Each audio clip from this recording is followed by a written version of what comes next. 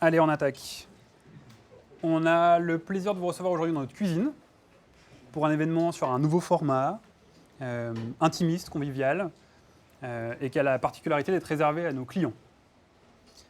Donc déjà, merci à toutes et à tous d'avoir fait le déplacement. Vous êtes nombreux, il va vite faire chaud, installez-vous correctement. En cas d'urgence, vous levez la main, on vous apporte un verre d'eau. En tout cas, on fait le nécessaire pour qu'il y ait un petit courant d'air constant dans la pièce. Habituellement, c'est plutôt Simon qui se prête à ce genre d'exercice.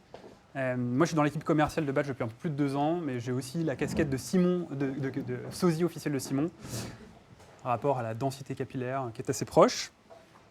Je suis dans l'équipe commerciale de Batch depuis un peu plus de 2 ans. Avant ça, j'organisais des événements, notamment les App Days et Mobile One. Je le dis parce que certaines d'entre vous ont déjà participé à ces événements.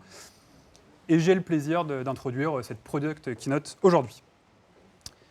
Alors ce soir, on va parler produits, et plus spécifiquement de roadmap produit. Pour construire notre roadmap, on se base sur vos retours, vos commentaires, vos suggestions et vos souhaits. Donc c'est assez logique, au final, de vous montrer ce qu'on a livré ces derniers mois et ce qu'on s'apprête à livrer sur la fin d'année. C'est la première fois qu'on organise ce format, c'est amené à être répété environ 2 fois par an. Je suis arrivé chez Batch il y a un peu plus de 2 ans, je vous le disais. Ce qui m'a frappé quand je suis arrivé, c'est la qualité des équipes, le niveau de professionnalisme, de connaissances, d'investissement dans l'aventure des gens qui constituent les équipes Batch. Si je dis ça, c'est parce que les gens qui vont passer sur scène aujourd'hui sont assez rarement sur le devant de la scène, et par ailleurs, ils sont particulièrement brillants. On aura sur scène Claire, Elisa et Michael, qui, eux, ont un rôle de défricheurs. Ils documentent, ils priorisent des centaines de sujets tech et produits chaque année. Ils rendent possible une vision produit, et par ailleurs, ils portent des convictions assez fortes sur ce que doit être une solution CRM en 2023. Et puis Hervé, il est CTO de Batch. Il a à ses côtés plus de 30 personnes aujourd'hui qui bâtissent et qui maintiennent le produit que vous utilisez aujourd'hui tous les jours. Donc vous l'aurez compris, on va profiter dans la cuisine de Batch pour vous révéler quelques recettes qu'on vous prépare. Rapide tour sur le programme. On va expliquer comment on construit Batch. On est dans l'introduction, évidemment, vous l'aurez compris. On va vous expliquer ensuite comment on construit Batch en 2023. Puis on va parler roadmap avec Elisa, Michael et Claire. Et pour clôturer la keynote, quelques actus sur l'organisation de notre structure support. Après ça, on va boire des verres tous ensemble parce qu'il va faire chaud pendant 1 heure. Il y a 8 ans, Batch était une solution ultra spécialiste, principalement identifiée sur sa capacité à orchestrer des campagnes de notification push à travers une application mobile. Progressivement, on y a rattaché d'autres canaux de communication, le message in-app, qui est une sorte de pop-up que vous pouvez déclencher durant la navigation d'un utilisateur dans vos apps, le push web, pour adresser vos clients et vos visiteurs depuis leur navigateur sur web et mobile, et l'email, qui fait partie des gros sujets qu'on va traiter aujourd'hui. Alors Batch, qu'est-ce que c'est en 2023 ? C'est plus de 8 ans d'expertise sur le marché du CRM et du marketing relationnel. C'est près de 400 clients grands comptes, mais globalement, c'est une technologie qui est intégrée sur des dizaines de milliers d'applications mobiles et de sites web. C'est plus de 100 personnes qui travaillent au quotidien depuis nos bureaux, Paris, Lyon, Lille, Berlin et Londres. C'est une solution qui est pensée pour être intégrée rapidement en respectant vos prérequis, sécurité, fiabilité, puissance, ergonomie. C'est une 50aine de connecteurs qui nous permettent de faire le lien entre Batch et vos écosystèmes, Adobe Campaign, Salesforce Marketing Cloud, Notify et bien d'autres. J'y reviendrai juste après. Alors aujourd'hui, concrètement, Batch, c'est une solution CRM, omnicanal, all-in-one, construite autour de 3 piliers principaux. Notre premier pilier, c'est notre data platform. Je rappelle que Batch est intégré directement sur vos sites web et sur vos apps. On récolte de la donnée via notre SDK, qui est notre brique technologique, consultation de pages, un ajout de produit au panier, un ajout de produit au wishlist, un formulaire complété. Et cette donnée collectée via notre techno, on va la réconcilier à de la donnée métier que vous pourriez stocker par ailleurs dans une CDP, dans un RCU, dans une base de données maison, etc. On va centraliser cette donnée. La centralisation de la donnée, elle permet aujourd'hui à Batch d'afficher une vue complète de 100% de vos clients avec 100% de la donnée rattachée, que ces profils soient anonymes ou identifiés. Ensuite, cette donnée, on va l'activer via notre brique d'orchestration, qui permet de créer des scénarios avancés avec beaucoup de personnalisation, que ce soit des campagnes trigger, des campagnes transactionnelles, des campagnes envoyées à l'ensemble de votre base, sur vos audiences dormantes, engagées, qui sont venues qu'une seule fois sur votre site, sur vos apps, ou via des segments spécifiques à certaines industries, comme des segments RFM par exemple pour le retail. On voulait profiter de cette keynote pour vous donner quelques chiffres que vous avez un peu moins l'habitude de voir, en mettant en perspective 2023 à 2015, qui est la naissance de Batch. En termes d'audience, le nombre de MAU, Monthly Active Users, des gens qui utilisent votre app ou vos sites web au moins une fois par mois, on est passé de près de 10 millions 10 milliards de MAU en 2015 à 602 millions de profils entre 2015 et 2023.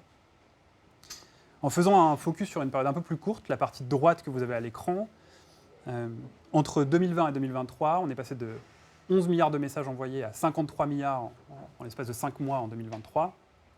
Et on touche aujourd'hui plus de 400 millions de personnes, VS un peu plus de 100 millions en 2020. Vous voyez sur les trois graphes qu'il y a une baisse. C'est normal, pas d'inquiétude à avoir. C'est une purge naturelle qui est faite par les navigateurs notamment. Le push web notamment, c'est un canal qui est plus mature aujourd'hui qu'à sa naissance en 2015. Et donc les tokens qu'on appelle inactifs sont naturellement nettoyés et retirés de vos bases. C'est plutôt une bonne nouvelle au final. Ça vous permet de cibler des personnes qui ont plus de marques d'intérêt avec vos médias ou vos sites web ou vos apps mobiles. Quelques chiffres que vous voyez en bas, un pic d'envoi de messages à la présidentielle 2022 avec 300 000 messages par seconde qui ont été envoyés, à peu près 1600 updates par seconde sur l'API Custom Data en 2023 et 3000 requêtes par seconde qui viennent des SDK en 2023. J'ai terminé pour l'introduction. On va ouvrir la première partie de cette Product Keynote avec Hervé, notre CTO, qui va la détailler. Il va évoquer avec vous les enjeux et les challenges des équipes tech et produits dans la construction de Batch en 2023. Hervé, à toi. Merci.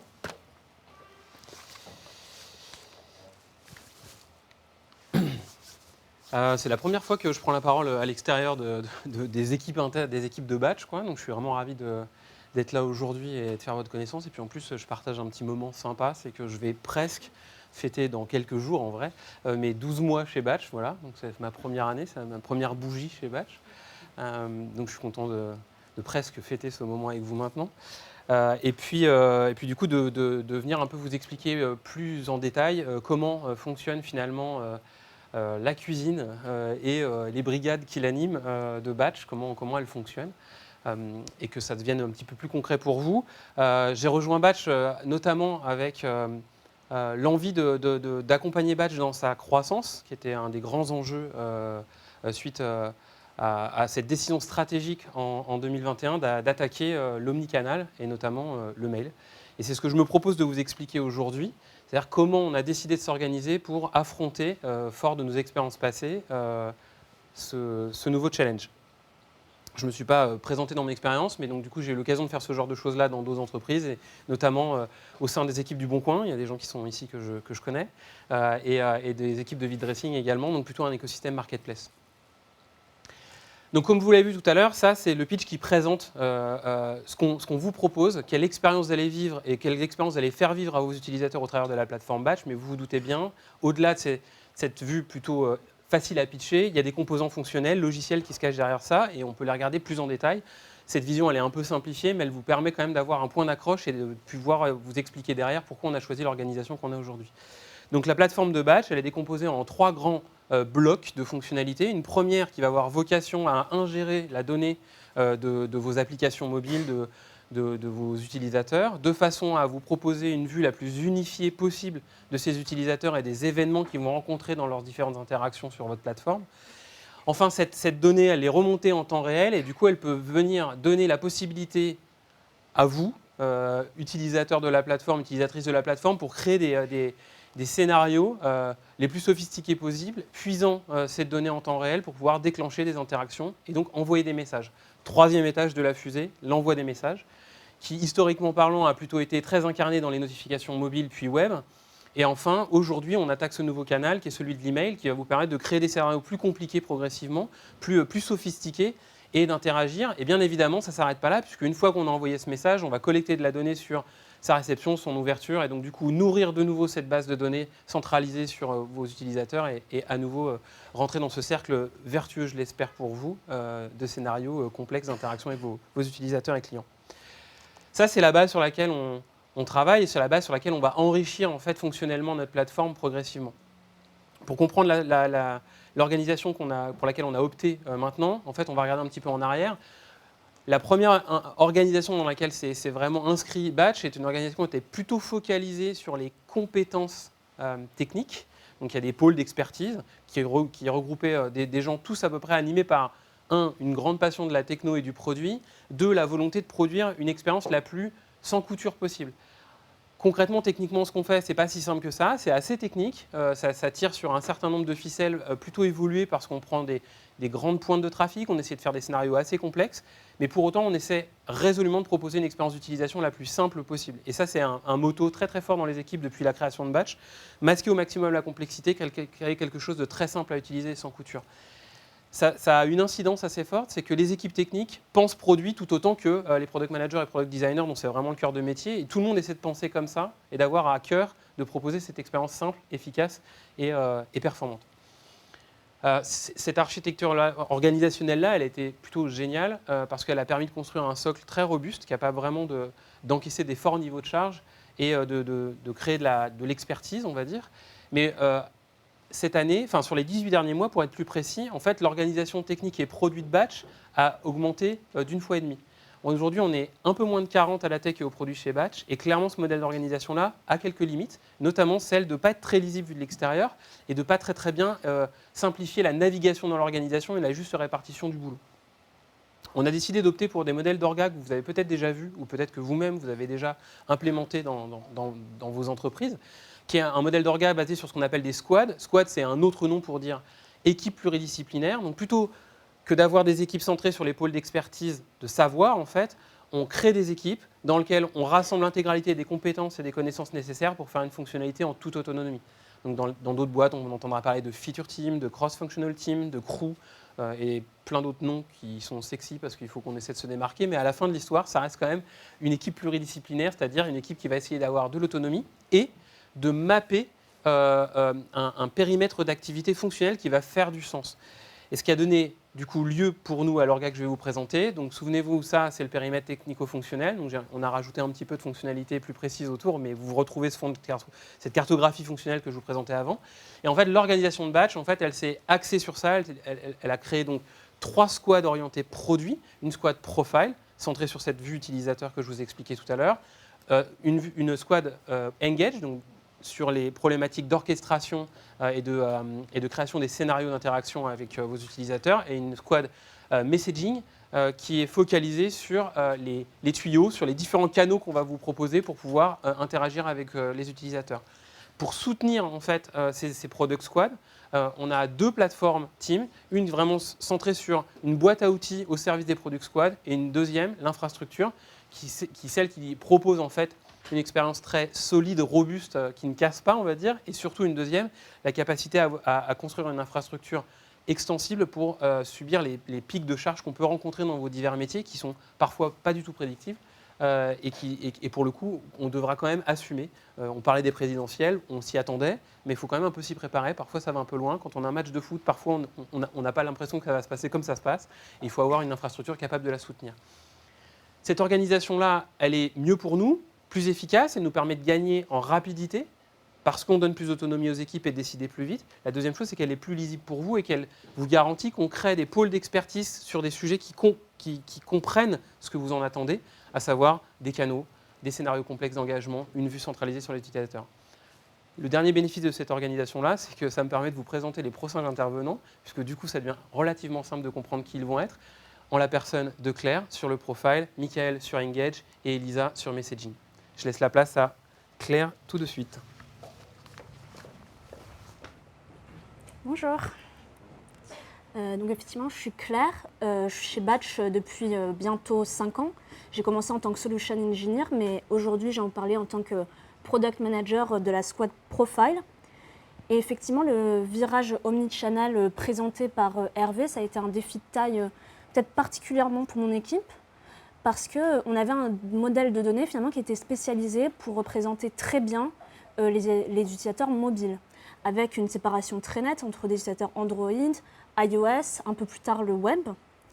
Et quand vous nous avez demandé est-ce que je peux envoyer des emails avec Batch, votre demande, au-delà de simplement envoyer des emails depuis l'interface Batch, c'était de pouvoir libérer cette donnée et de pouvoir exploiter toute cette donnée sur tous les canaux de communication et sans ces silos. Donc on n'a pas voulu simplement créer un produit email en marge de Batch ou continuer à empiler les canaux, mais on en a profité pour revoir notre modèle de données et casser ces silos de données. Donc c'est comme ça que les profils sont nés. Donc c'est un nouvel objet qui est vraiment au cœur de la plateforme. C'est là où toutes les actions d'un utilisateur sont consolidées. Donc les actions elles viennent du mobile, du web, de votre back-end via nos API ou bien de vos autres outils marketing via des connecteurs. Et c'est le canal email qui est le premier à bénéficier de cette nouveauté. Et donc ces profils, on les a construits avec les mêmes exigences de plateforme que vous connaissez et dont Hervé a déjà parlé, donc principalement gérer la donnée en temps réel et sur des très grands volumes. Donc ça, de la collecte à l'activation en passant par la réconciliation, l'ingestion, etc. Donc ce que ça permet concrètement pour vous, c'est de suivre des parcours utilisateurs complexes et multitouch. Par exemple, pour donner un exemple facile, c'est le panier abandonné. Vous pouvez détecter un ajout au panier depuis le web, depuis l'interface Batch, programmer un email 2 jours plus tard, mais surtout ne pas envoyer cet email si finalement l'utilisateur il a fait un achat sur le web, mais aussi sur le mobile ou même en magasin. Donc ça pour nous c'est un changement de paradigme important, mais évidemment on s'assurait qu'il ait zéro impact sur toutes les campagnes push et in-app que vous opérez avec Batch aujourd'hui, et aussi qu'il ne nécessite pas de mise à jour majeure de votre implémentation de Batch. Donc concrètement ça veut dire que si vous avez implémenté Batch dans vos apps mobiles il y a 1 an, il y a 2 ans, que vous nous envoyez déjà des événements pour orchestrer des campagnes push ou in-app. Demain, si vous souhaitez utiliser Batch pour envoyer des emails, en fait, vous allez pouvoir exploiter ces mêmes événements au sein de la plateforme. Donc, vous l'aurez compris, la grosse nouveauté de mon équipe, c'est l'arrivée de ce nouvel objet Profile, et on l'a incarné sur le dashboard en mars avec l'arrivée de la Profile View, donc qui est simplement la vue 360 de ces profils uniques, où vous allez retrouver tous les attributs qui sont liés à un utilisateur, toutes les informations liées à son statut d'abonnement email, et puis très bientôt, d'ici quelques jours, tout l'historique des events qui ont été traqués pour un utilisateur. Et le but de réconcilier toutes ces données, c'est pas seulement de les mettre sur une page et qu'on puisse la regarder, c'est aussi de la mettre au service de use case email. Donc dès qu'on a commencé à accumuler ces données sur les profils, on a évidemment porté cette feature de targeting qu'on avait depuis très longtemps sur le push, sur les emails. Et donc en plus de pouvoir sélectionner un event d'entrée et de sortie d'une email automation, vous pouvez rajouter un filtre sur le statut de l'abonnement, à une newsletter thématique, un score importé d'un autre outil, des points de fidélité, etc. Donc, c'est difficile de parler stockage des données, activation de données sans faire un petit point compliance. Et donc, c'est souvent dans la squad Profile que les sujets liés à la GDPR tombent.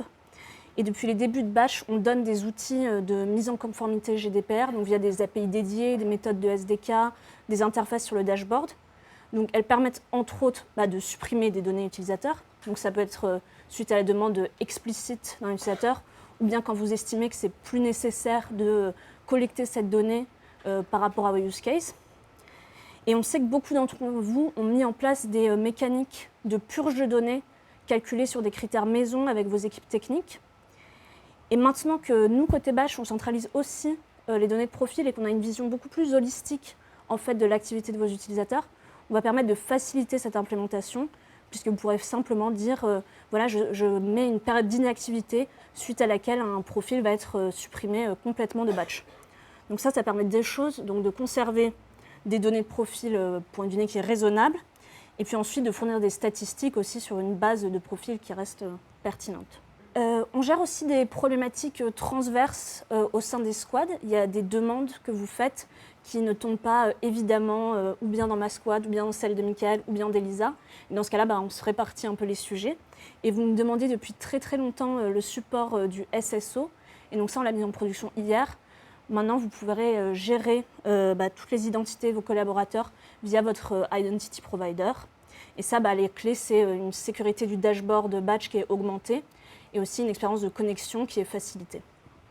Pour cette deuxième partie d'année, on va continuer à parler des sujets, on va continuer à travailler sur la collecte de données. Aujourd'hui, si vous souhaitez mettre à jour des données sur iOS, Android et le web, ce qu'on vous demande, c'est de faire 3 calls API sur chacune des plateformes. Donc ça, vous nous avez dit que c'était pas très intuitif et que même pire, ça pouvait être source d'erreur. Donc là, on est en train de travailler à une profile API unifiée qui vous permettra en un seul call de mettre à jour toutes les données d'un utilisateur partout.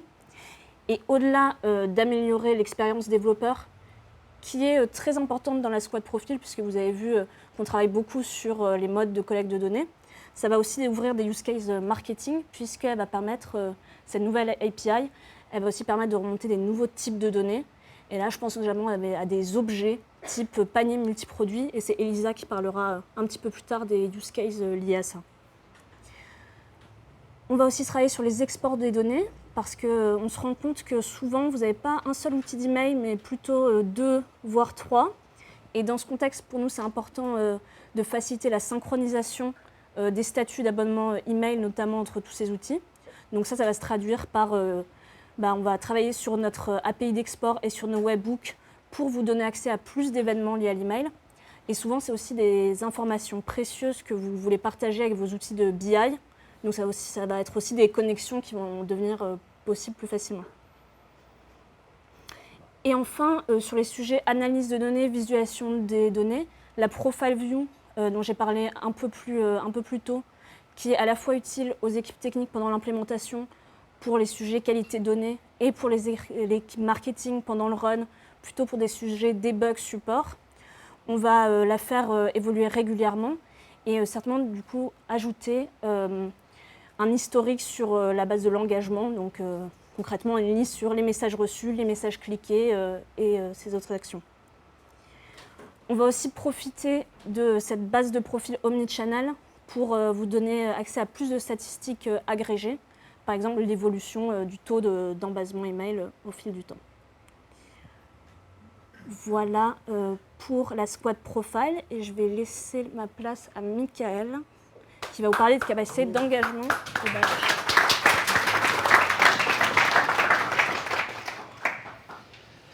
Bonjour à tous et à toutes. Donc je m'appelle Michael et je suis arrivé chez Batch en septembre dernier. Précédemment, j'ai travaillé au product marketing et au product management dans différentes entreprises comme Neolan, Adobe et Content Square. Et je vais vous parler aujourd'hui de ce que nous faisons dans notre équipe de la squad Engage. Donc la mission de la squad Engage, elle est assez simple, elle tient en une phrase. C'est vous permettre d'orchestrer l'ensemble de vos scénarios d'engagement client sur tous les canaux et avec une grande efficacité. C'est ce qu'on fait et en particulier sur S1, sur le premier semestre, on a travaillé sur un point qui est très important pour Batch, qui est la première fonctionnalité qui nous permet de mettre un pied sur le sujet de l'email. On a commencé à travailler avec certains clients dès la fin 2021, mais c'est vraiment en 2022 qu'on a lancé cette offre pleinement. Et on l'a lancée en passant par le sujet des automations. Donc les automations, qu'est-ce que c'est? Ce sont des scénarios que vous utilisez potentiellement sur le push, qui permettent d'écouter un événement, de potentiellement attendre un temps donné grâce à un timer et d'envoyer un message. Des scénarios donc event-based qui écoutent un événement et réagissent. La force de Batch sur ces typologies de scénarios, c'est qu'au-delà de ce fonctionnement de base, on a un certain nombre d'éléments qui vous permettent de mieux contrôler et filtrer ce qui va être envoyé. On a notamment sur les événements, on le voit un petit peu ici sur la UI, donc sur l'automation entrance, une notion de filtrage. On peut filtrer un élément de l'événement pour ne pas écouter tous les événements et en fonction des informations passées dans l'événement, exclure certains événements. Deuxième point important, on a une notion de grace period. Ça veut dire qu'on va éviter qu'une personne reçoive trop fréquemment un message et donc potentiellement dire qu'une personne ne peut pas recevoir un message d'abandon de recherche plus d'une fois tous les 3 jours. Un troisième point clé de contrôle, c'est la notion, la branche qui part sur la gauche pour moi, sur la droite pour vous, de cancel event.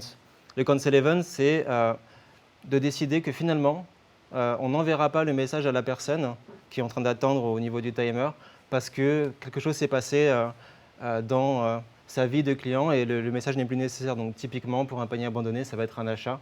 Pas la peine de relancer une personne qui a acheté. Un point aussi qui est assez avancé, c'est sur le timer, on peut faire un timer simple, comme attendre une journée, mais on peut aussi aller chercher une date dans l'événement et dire « prends cette date et attends un jour de plus que cette date ou un jour de moins que cette date ». Et comme ça, être beaucoup plus fin dans son temps d'attente. Donc autant d'éléments qui sont très avancés, qui permettent de contrôler finement ce qui va être envoyé. J'en ai oublié, il y a aussi le capping, qui permet de limiter le nombre de messages qui vont être envoyés à un individu. Et tout ça, donc, ça vous permet d'être en contrôle complet de ce qui est envoyé. Et c'est très facile d'usage. Ça ne nécessite pas l'intervention de quelqu'un de technique, c'est à portée de clic dans cette UI. Un point important aussi, spécifique à l'email. L'email, il y a une notion d'opt-in, bien sûr, d'opt-in marketing. Mais on veut potentiellement utiliser ces automations pour envoyer des messages de type transactionnel, comme des confirmations de commandes. Donc c'est un use case qui est géré. Dans l'interface, il y a un toggle qui permet de définir si on veut envoyer aux opt-in, le use case le plus classique, ou également aux gens opt-out, mais quand même en base pour des use cases transac. Un point aussi, vous constatez que cette interface, pour les personnes qui utilisent aujourd'hui les automations pour le push, n'est pas la même que celle que vous avez aujourd'hui. C'est une nouvelle interface qu'on appelle Automation Builder, et elle, en termes de fonctionnalité aujourd'hui, elle est proche de ce que vous avez sur le push. Mais elle ouvre la voie à des futurs use cases omnicanaux, à des futurs use cases multi-step sur lesquels je reviendrai un peu plus tard. Deuxième pilier que nous avons lancé avec l'équipe, donc le pilier des campagnes email. Là, ce sont des scénarios sur lesquels vous êtes tous familiers. Vous avez tous sur le push une capacité à envoyer des campagnes immédiates ou planifiées en ciblant des individus. Donc les use cases clés, c'est des offres spéciales, des temps forts tels que la fête des mères qui arrive bientôt, ou encore une fois, spécifique email, pouvoir envoyer, qui est un peu niche mais qu'on peut gérer, des envois à toute la base, y compris les opt-out, pour des événements critiques, type par exemple des leaks de bases de données ou des updates de conditions générales de vente qui doivent partir chez tout le monde. C'est des use cases qu'on peut gérer aussi. Et une autre spécificité de l'email, le profile que vous a présenté Claire, potentiellement, au gré des imports, peut contenir plusieurs profils qui ont la même adresse email. Et bien sûr, ce qu'il ne faut pas faire, c'est envoyer plusieurs fois le même email aux individus et donc gérer une notion de déduplication qui est gérée nativement dans le produit. Et troisième élément très spécifique à l'email, c'est une capacité de targeting sur les domaines email. Vraiment, le cas d'usage clé, ce sont des use cases où potentiellement on a une délivrabilité qui est dégradée sur un provider d'inbox type Gmail et on veut un peu baisser le volume de messages envoyés aux personnes qui ont des adresses Gmail. Donc on va les exclure de certaines campagnes pour un peu baisser le volume et remonter progressivement les volumétries. Le use case inverse, ça va être de cibler potentiellement des adresses. Je reprends le même exemple de Gmail parce que Gmail a des interactions particulières dans les emails qui ne marchent que sur Gmail. Donc si vous voulez les exploiter, potentiellement vous allez vouloir filtrer cette campagne que sur les utilisateurs Gmail. Voilà pour le scope fonctionnel. Et un point aussi important, vous pouvez le voir, cette interface, même si elle vous est relativement familière, cette interface de campagne, elle n'est pas exactement celle que vous avez aujourd'hui. Vous voyez en haut de l'écran les différents canaux, email, iOS push, Android push et web push, tous réunis dans la même interface. Donc ça fait partie des initiatives de Batch pour casser les silos qui peuvent exister aujourd'hui entre canaux, avoir tout dans une même interface. Et c'est une interface sur laquelle on va travailler, j'y reviendrai sur les points S2, et qui va progressivement devenir l'interface pour gérer toutes les campagnes. Elle s'appelle Campaign Builder, vous en entendrez parler dans les updates produits. Toujours dans la lignée des campagnes, le fonctionnement technique est très proche. On permet aussi des envois récurrents de campagnes. Donc là, un fonctionnement très similaire au push. On fait un peu comme les campagnes, sauf qu'on va permettre d'envoyer la campagne à une fréquence donnée, tous les jours, toutes les semaines, avec une date de début, une date de fin. Donc là, rien de très spécifique. Et pour vous donner un aperçu, nos clients aujourd'hui l'utilisent beaucoup pour des use cases de carte bleue où la date arrive à expiration ou d'abonnement qui arrivera à échéance. C'est des use cases qu'on a aujourd'hui activés sur l'email.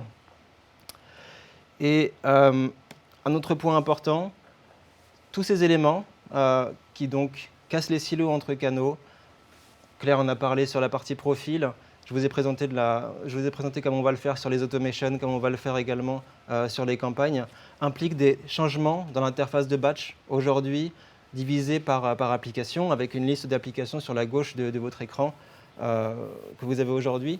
Donc on casse cette liste d'applications, on regroupe les applications par blocs cohérents qu'on appelle des projets.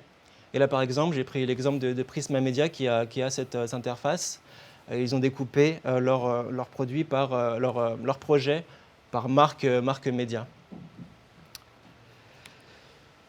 Maintenant, je vais vous présenter ce qui va venir en S2.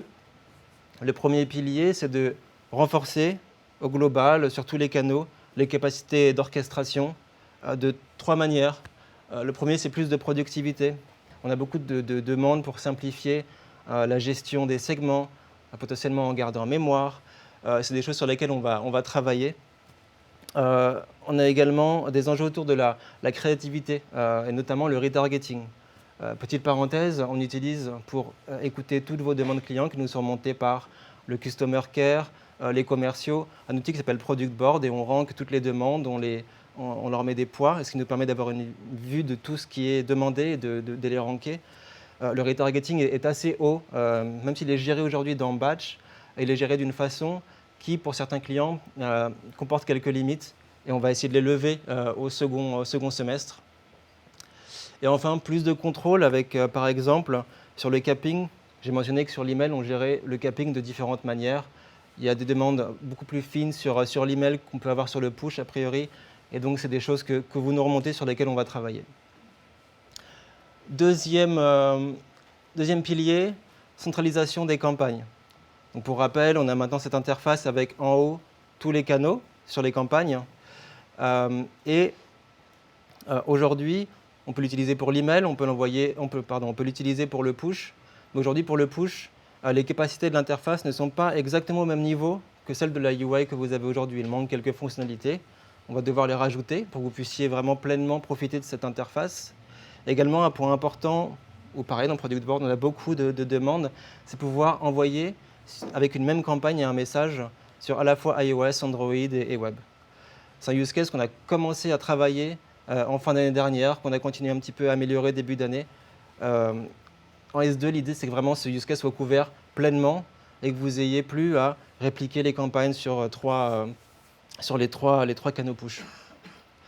Et le dernier point sur les automations. Donc, rappel, cette UI qui est maintenant beaucoup plus visuelle avec des branches. La première étape sur laquelle on va travailler, c'est le multi-step.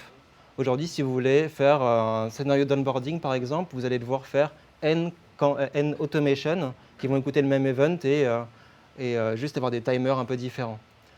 C'est du temps pour vous, des risques d'erreur. Ce qu'on veut, c'est réunir ça dans une interface qui vous permette de mettre en place ces scénarios multi-étapes dans une seule automation. Le deuxième point, c'est le multi-branche. Là, l'idée, c'est vraiment de prendre de l'envergure sur cette UI multi-step et vraiment avoir des notions de branches qui vont envoyer les personnes dans différents axes pour recevoir différents types de communication sur la base de conditions, basées sur des données du profil, mais également sur la base de splits. On va envoyer 5% de l'audience d'un côté, 95% de l'autre.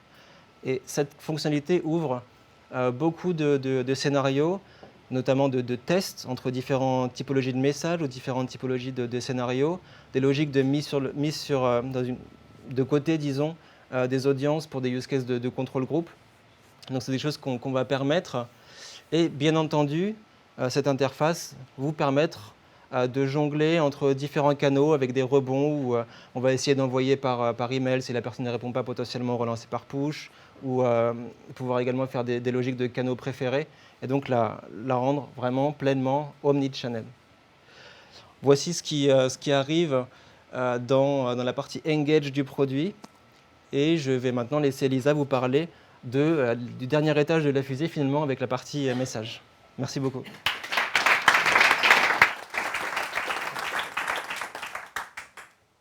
Bonjour à tous, donc je m'appelle Elisa, ça va faire bientôt 3 ans que je travaille chez Batch. Et auparavant, j'ai toujours un peu gravité dans la martech, dans l'influence marketing, l'analyse télé, en passant par l'advertising. Et donc je suis très honorée aujourd'hui de vous parler des dernières releases et de la roadmap de l'équipe Messaging. Alors, notre mission au quotidien, c'est de vous permettre d'activer tous vos canaux depuis la même interface et dans les meilleures conditions qui soient, que ce soit pour vous, utilisateurs de la plateforme, donc avec des logiques de productivité, de gain de temps, et surtout pour fournir la meilleure expérience à vos utilisateurs qui interagissent avec vous, votre marque, votre univers, au travers de nos canaux de communication. Nos efforts se concentrent, vous l'aurez deviné, sur tout ce qui touche de près ou de loin au message, avec 3 briques essentielles. La première, c'est la composition du message, qui intrinsèquement est liée au canal que vous allez activer. On va parler de design, de contenu, de richesse de format, on va parler d'options de customisation. On va aussi, parce qu'on a à cœur de vous partager notre expertise et notre connaissance au travers du produit, mais également de l'accompagnement, notre connaissance sur tous les supports sur lesquels vous allez communiquer. Donc on va parler des OS mobiles, iOS, Android, les navigateurs web et plus récemment les boîtes de réception email. La deuxième composante, c'est la delivery des messages et la délivrabilité des emails, où notre enjeu de tous les jours sera de faire scaler toujours continuellement notre infrastructure robuste. Et une fois les messages envoyés, la troisième composante sera de pouvoir analyser ces messages, donc analyser la performance des campagnes, éventuellement les optimiser au besoin. Première feature, alors lorsqu'on a lancé le canal email l'année dernière, on vous avait mis à disposition un système qui permettait d'uploader des templates email et un outil HTML. On a eu évidemment de nombreux feedbacks qui consistaient à demander de créer un email depuis la plateforme de Batch. Je vous présente donc l'email composer qu'on a release il y a quelques mois de ça et qui vous permet de designer vos templates de A à Z en drag and drop sans toucher à une ligne de code. Une des forces de cet outil, c'est sa flexibilité. Vous n'êtes pas limité dans la création et vous avez une liberté au niveau des composants que vous avez à disposition et aussi au niveau de l'interactivité que vous pouvez créer dans les emails. Oula. Vous vous demandez peut-être comment est-ce que Batch a pu shipper un outil, un produit aussi complet, aussi rapidement. En vérité, on s'est appuyé sur des composants techniques qui sont au cœur des problématiques d'édition des emails, la compatibilité sur l'affichage des boîtes de réception. Donc on a benché, on a testé de multiples outils et on a choisi la technologie de Stripo qui répond à nos critères, qui ont répondu à nos critères, puisque en un seul template email, ils produisent un code HTML qui est propre et qui permet de s'adapter sur les différentes boîtes de réception email. Et c'est pas fini, puisque une bonne expérience de composition, c'est aussi savoir gérer et créer des blocs pré-sauvegardés pour gagner du temps dans la création des emails. C'est aussi pouvoir correctement preview et tester son contenu final. Et tout ça, c'est bien évidemment disponible sur l'interface de Batch, que vous designiez vos emails sur Batch ou ailleurs. Un autre point de frustration qu'on a identifié et qui est un pilier de l'engagement, c'est la personnalisation. Le contenu d'un email est très riche et donc ça ouvre plein de portes sur tous les scénarios de personnalisation que vous pouvez faire. Mais c'est aussi ce qui peut faire peur parfois, puisqu'il y a une complexité sur les scénarios de personnalisation sur l'email qu'on peut ne pas retrouver sur nos canaux historiques. Et donc notre objectif chez Batch, notre ambition, c'est justement de pouvoir casser ces barrières d'entrée d'utilisation Et très prochainement, vous allez pouvoir, avec Batch, créer des blocs conditionnels depuis l'email composer et ajouter des variables de personnalisation de type lien, de type image et de type texte en toute simplicité, comme vous le faites probablement aujourd'hui sur le push. Ensuite, passons à une partie qui est un peu moins visible du produit, mais très importante, le routing. Je vais faire une petite aparté pour vous recontextualiser.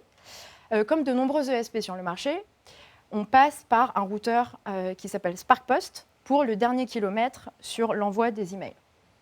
Et donc, c'est avec eux qu'on va gérer la connexion au serveur de réception.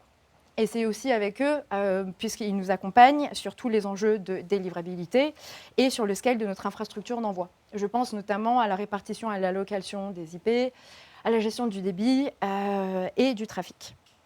Et donc, sur ce semestre, on a revu toute notre intégration avec ce routeur. Jusqu'alors, on avait des process qui étaient un peu manuels, donc on a fluidifié tout ça, on a automatisé et on a plus de contrôle sur le setup. On a également optimisé notre chaîne d'envoi pour pouvoir anticiper les volumes plus élevés des email campaigns dont vous parlait Michael tout à l'heure, en termes de débit et de vitesse. On a aussi sorti sur ce semestre des outils pour vous permettre, évidemment, d'analyser et de comparer toutes les statistiques de vos campagnes email en format exportable pour que vous puissiez les retravailler sur vos propres outils. Et on est en train de travailler en ce moment même sur une interface pour pouvoir visualiser, donc avec de très belles data viz, toutes les statistiques que vous retrouverez aussi sur les exports, à savoir les envois, les reçus, les opens, les clics, j'en passe. Voilà. Et pour finir, une nouvelle qu'on ne pouvait pas ne pas mentionner ici, qui est le support du push web sur Safari mobile, qui est possible depuis quelques mois, depuis la sortie en bêta d'Apple, et que vous pouvez directement cibler, enfin cette audience additionnelle, vous pouvez la cibler directement depuis le Campaign Builder dont parlait Michael tout à l'heure. Ensuite, on va passer du coup à la partie qui doit être la plus croustillante pour vous. Qu'est-ce qu'on va faire sur le semestre prochain? On va avoir 3 axes majeurs. Le premier, c'est de réinvestir sur nos capacités d'optimisation du contenu. Savoir adapter le bon contenu à son audience, ce n'est pas évident. On peut se poser plein de questions sur le format. Est-ce que j'ai un bon format sur les in-app? Est-ce que je fais bien d'ajouter systématiquement des images sur mes push? Est-ce que je ne dois pas ajouter une mention sur les livraisons gratuites sur tous mes footers d'email? C'est compliqué à avoir une réponse exacte dessus. Et donc, heureusement, qu'en expérimentant, en A/B testant un set de messages, ça vous aide à naviguer sur votre stratégie de contenu. Et donc, un de nos enjeux principaux, c'est de pouvoir renforcer cette offre-là sur tous les canaux, sur tous les champs et les types de champs que vous pouvez A/B tester. Je pense notamment sur certains champs de push et d'in-app.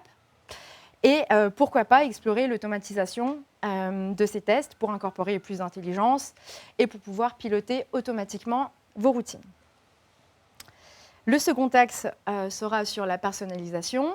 Claire a teasé tout à l'heure en parlant des objets riches que l'équipe Profile allait intégrer en entrée sur la structure de données. Et donc, l'objectif ici sera de vous permettre de créer des scénarios de personnalisation toujours plus sophistiqués. Je pense notamment à l'abandon panier et la capacité de pouvoir afficher une liste de produits avec tous les attributs associés aux produits ou des articles de presse aussi. Et tout ça, on le garde en tête et Hervé le mentionnait, c'est notre motto, pouvoir vous faciliter l'utilisation avec un dashboard simple. Le dernier axe prioritaire, on va parler plutôt de diversifier et d'adapter les solutions pour que vous puissiez mettre en place tous vos use cases. Premièrement, pouvoir envoyer des emails transactionnels, notamment avec des pièces jointes, qui nécessitent une API sur mesure pour. Aussi explorer tous les formats mobiles. Vous avez forcément entendu parler des live activities. Et dernièrement, vous apporter plus de granularité dans les exports et dans les reports sur les métriques de délivrabilité pour que vous ayez le full contrôle sur vos statistiques. Alors, je crois que c'est fini.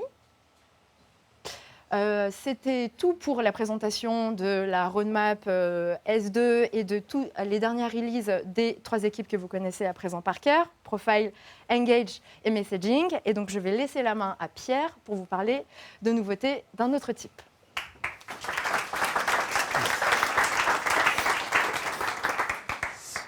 On est sur les 10 dernières minutes. Je vous dis ça. Voilà. Et ensuite, on va boire des verres. On est à 200 mètres d'ici. Préparez-vous. Tout va bien se passer. Je vous rappelle aussi au passage qu'on a une super newsletter qui est envoyée à un peu plus de 10 000 personnes. Abonnez-vous, allez sur le site de batch.com, vous laissez votre adresse mail, sinon vous envoyez un message LinkedIn à Simon, il le fera. Globalement, dans le choix de vos fournisseurs, vous avez 2 prérequis. 2 attentes principales, avoir le bon niveau de fonctionnalité, et c'est ce qu'on vient d'aborder avec Hervé, Claire, Elisa et Michael, et avoir le bon niveau d'accompagnement et de support pour exploiter ces fonctionnalités au quotidien. Et donc derrière ça, on a des équipes, 5, qui produisent de ce qu'on pourrait appeler du non fonctionnel.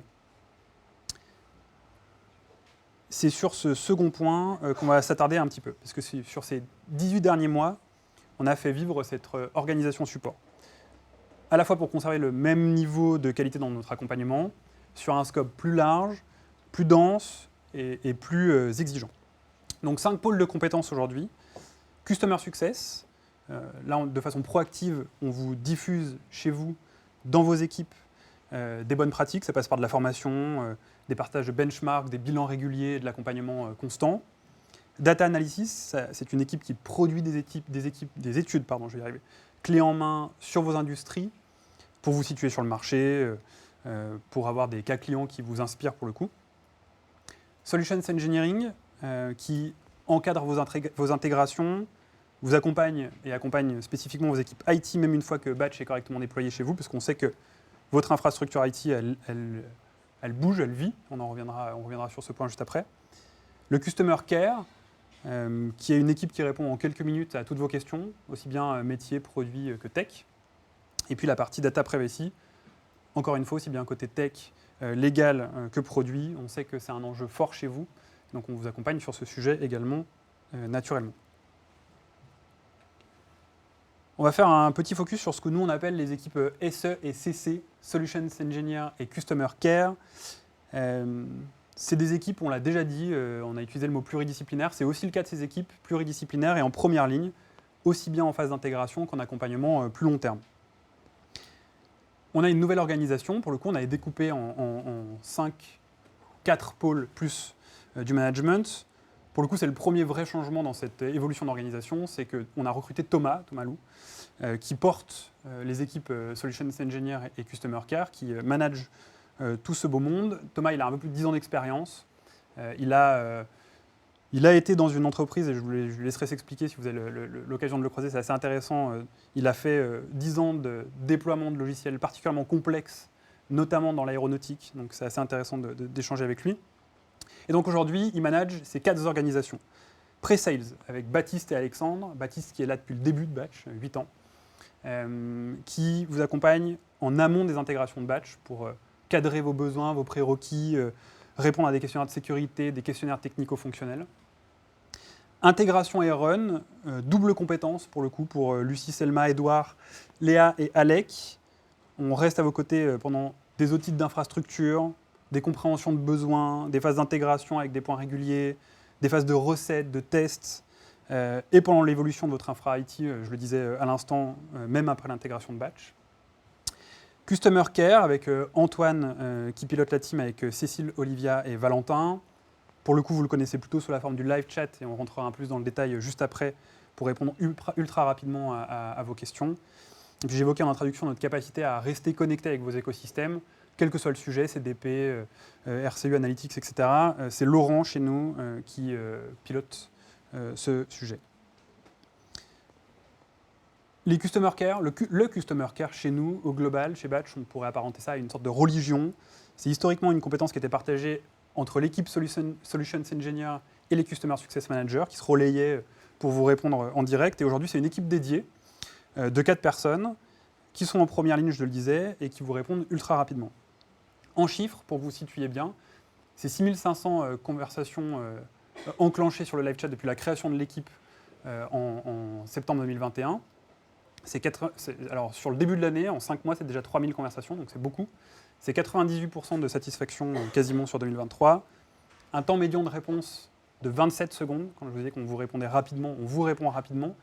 Et globalement, quand vous posez une question qui nécessite un peu plus d'investigation, de recherche, c'est une clôture du ticket, on va appeler ça un ticket, en 67 minutes. Donc généralement en moins d'1 heure quand même. Un focus sur les connecteurs. Puisqu'on sait qu'aujourd'hui, en moyenne, vous utilisez 5 à 6 solutions pour gérer vos campagnes de marketing, et globalement, vous avez 5 à 6 solutions dans votre environnement MarTech, c'est super important pour nous de rester toujours connectés à cet environnement, et c'est primordial pour nous de faire vivre cette bibliothèque de connecteurs. Notre force par ailleurs, parce qu'on est un acteur français et donc de proximité, c'est de développer des connecteurs de solutions françaises ou européennes, dont certaines que vous voyez à l'écran, Notify, Portchesly, Relevant par exemple, Imagino, ou Splio, qui sont des solutions que vous utilisez et simplement parce que vous en avez besoin. Donc concrètement, aujourd'hui, le pôle partenariat technologique, on peut l'appeler comme ça, c'est 3 niveaux de connecteurs. Au global, c'est 46 connecteurs qui sont maintenus, 3 niveaux de connecteurs organisés en 3 tiers, tiers 1, tiers 2, tiers 3. Le calcul des tiers se fait, c'est un mix entre l'impact business chez vous, le niveau de sophistication qu'on va pouvoir amener dans les use cases métiers que vous allez pouvoir déployer avec ces connecteurs. Et donc, en plus de ces 46 connecteurs déployés, on fait vivre un set d'API. On a 9 API aujourd'hui qui nous permettent d'aller récupérer de la data directement dans votre backend. Quelques nouveautés sur les gros connecteurs qu'on constate chez vous, qu'on voit chez vous.